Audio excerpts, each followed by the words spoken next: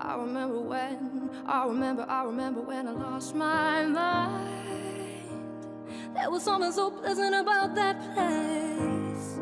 Even your emotions had an echo and so much space. On l'a vu, le hip-hop, c'est avant tout une culture qui s'étend à travers un ensemble de savoir-faire, une multitude de disciplines.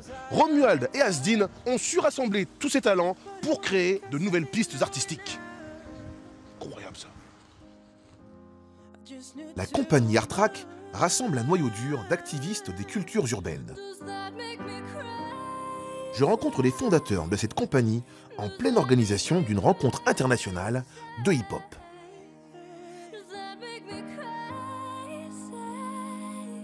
Romuald, ça va? Ça va? Asdin.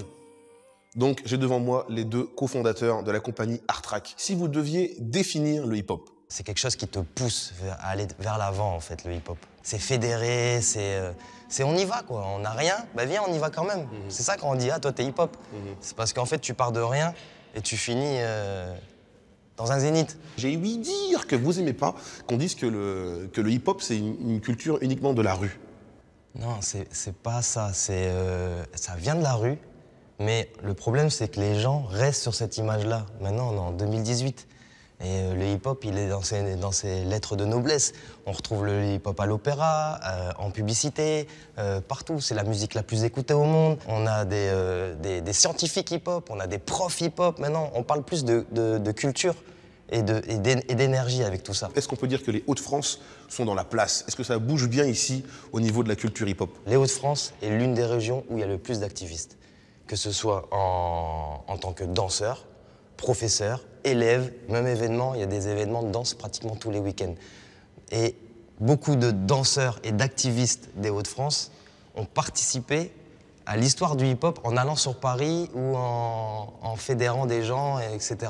Donc moi je dis oui, le hip-hop a bien sa place et les Hauts-de-France sont bien en place. Vous, votre volonté première, en tout cas une de vos volontés, c'est vraiment le mélange des disciplines dans la culture hip-hop même.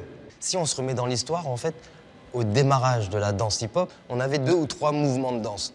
Ce qu'on a fait, du coup, c'est qu'on a dû aller chercher des mouvements dans la salsa, dans la capoeira, dans le rock, dans tout ce qui était autour de nous. On s'est influencé et inspiré pour développer un mouvement qui est celui-ci. On doit encore aller creuser, chercher, influencer, rajouter, mettre de la nouveauté et tout. Donc voilà, nous, notre axe de la compagnie, c'est on part du hip-hop, et on le croise, on va chercher ce qui se passe, toujours en gardant l'énergie hip-hop. Et bien justement, en parlant de mélange des disciplines, vous produisez 2 artistes, Abraham et Marie, un beatmaker et une danseuse, qui créent un spectacle qui s'appelle Âge et qui parle des plus âgés. Et quand le hip-hop s'intéresse aux plus anciens, eh bien ça crée une véritable poésie.